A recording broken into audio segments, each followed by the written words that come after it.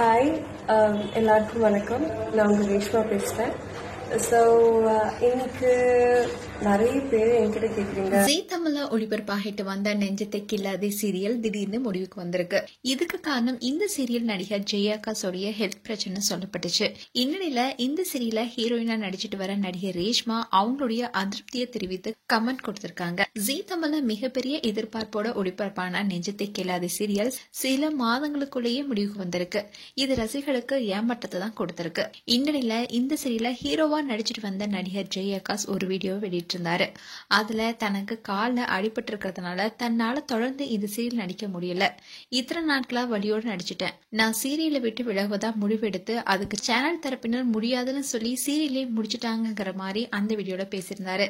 இந்நிலையில இந்த சீரியலுடைய திடீர் முடிவை ஏற்றுக்கொள்ளாத ரசிகர் ஒருத்தர் ஜீ தமிழ் அண்ட் ரேஷ்மாவை டேக் பண்ணி ஒரு போஸ்ட் போட்டிருந்தாரு.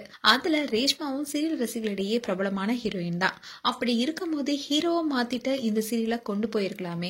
ஜெயாகாஸ் ஒருத்தர் விலகிறதுக்காக ரேஷ்மாவை பொருட்படுத்தாம நீங்க எப்படி சீரியலை நிறுத்தலான்னு கேட்டிருந்தாங்க. இதனால ஜெயாகாஸ் அண்ட் ரேஷ்மாவுடைய ரசிகர்கள் இணையத்துல கருத்து மோதலையும் ஈடுபட்டு வந்தாங்க. அண்ட் அதே மாதிரி ரேஷ்மாவுக்கு ஆதரவா கருத்து வெளியிடும் ரசிகர்களை ஜெயாகாஸ் ரசிகர்கள் திட்டி கமெண்ட் பண்ணிட்டு வராங்க. அதுக்கு ரேஷ்மா ஒரு கமெண்ட்டும் கொடுத்திருக்காங்க. அதுல என்ன நடந்ததுன்னு சரியான உண்மை உங்களுக்கு தெரியலன்னா பொய்யான கதையை பரப்பாதீங்க. யதார்த்தத்தை புரிந்து கொள்ளாம ஒருத்தரை கண்மூடித்தனமா ஆதரிக்கிறத நிறுத்துமாறு கேட்டுக்கிறேன். நெஞ்சத்தை கில்லாதே சீரியல் ஏன் முடிக்கிறாங்க என்பது எல்லாருக்குமே தெரியும். அது என்னுடைய தவறே கிடையாது, என்னுடைய குழுவுடைய தவறும் கிடையாது.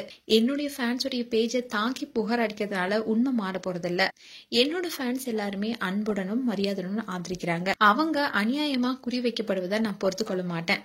நீங்க உண்மையிலேயே உங்க ஹீரோவுக்கு ஆதரவா இருந்தா அவருடைய தொழில் வளர்ச்சிக்கு உறுதுணையா இருங்க. டாக்ஸியா யாருக்கும் சப்போர்ட் செய்யாதீங்கன்னு காட்டமா பதில் கொடுத்திருக்காங்க ரேஷ்மா. இந்த கமெண்ட்டுக்கு ரேஷ்மாவுடைய ஃப்ரெண்டான நக்ஷத்ராவும் ஆதரவு கொடுத்திருக்காங்க.